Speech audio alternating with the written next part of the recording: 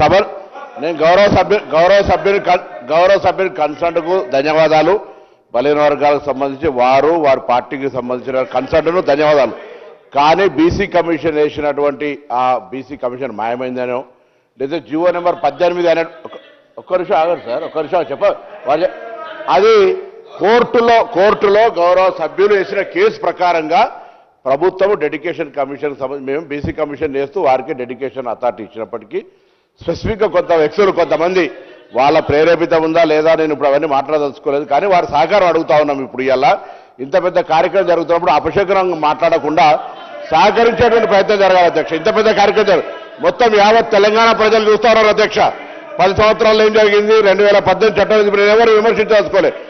ఒకటే మా GO 18 court ఆదేశాల మేరకు 24 గంటల్లో డెడికేషన్ కమిషన్ చేసినటువంటి చిత్తశుద్ధితో ఉండడం అనే మాట దయచేసి గౌరవ సభ్యునికి సమాజానికి చెప్తాను. తప్పుడు వార్త పోవద్దనేటువంటి ఆలోచనతో చెప్తున్నారు తప్ప బీసీ కమిషన్ మాయమైపోయింది, బీసీ కమిషన్ లేదు, జీవో 18 నెంబర్ తెచ్చిరు అనేటువంటి రాంగ్ మంత్రిగా పనిచేసినారు బలహీన వర్గాల శాఖ. వారికి విజ్ఞతగా వదిలేస్తాను. గౌరవ ముఖ్యమంత్రి సభలో ఉన్న అధ్యక్ష, నేను తప్పు చేస్తే మీరు సరి చేయండి.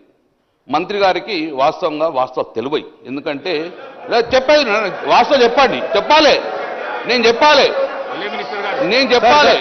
సార్ ఆనరబుల్ మెంబర్ గౌరవనీయులు మాజీ మంత్రి గారు గౌరవ శాసనసభ్యులు కమలాకర్ గారు వారు చేసే రిమార్క్స్ సరైనది కాదు అధ్యక్ష. You have to take back అధ్యక్ష. పూర్తి స్థాయిలో అవగాహనతోనే వారు ఈరోజు ప్రత్యేకించి జిఓఎంఎస్ 26 కానీ 18కి సంబంధించిన అంశం విషయంలో వివరణ ఇవ్వటం జరిగింది అధ్యక్ష. ఎందుకంటే it has to go to public. వారు చెప్పే ఒక అంశం పబ్లిక్ పోయి మేము ఈరోజు నేను కాదు సార్, మేము మిమ్మల్ని ఏం కాదంటలేను. ఇఫ్ యూఆర్ అగేన్స్ట్ ఓబీసీసీ రావద్దు అనుకుంటే మీరు చెప్పండి, రావద్దు అంటే ఊరుకుంటాము. మీకు వద్దు, మీ పార్టీకి వద్దు, ఓబీసీ రిజర్వేషన్ వద్దు అనుకోండి, ఈ విధంగా అవరోధం కలిగిస్తామంటే చెప్పండి సార్. వారి ఒపీనియన్ కూడా ఈరోజు వారు ఆ విధంగా మాట్లాడటం సరికాదు. నేను దయచేసి please take back your remarks sir.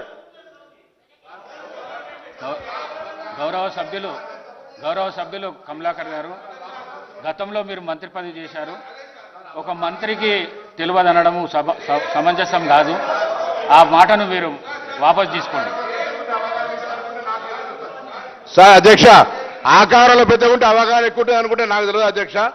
అవగాహన లేదు అంటే ఆయన కంటే ఎక్కువ చదువుకున్నా, రాజకీయాల విద్యార్థి దశ నుంచి ఉన్నా, నాకు ఎక్కువ తెలియదు అని అంటే వాళ్ళ పార్టీ వాళ్ళ నాయకులు మాట్లాడతారు. కానీ నేనేమంటున్నా, ఆకారంలో పెద్ద ఉంటే అవగాహన ఎక్కువ అనుకుంటే దయచేసి అర్థం చేసుకొని ఆ మాటలు వాపసు తీసుకోవాలి.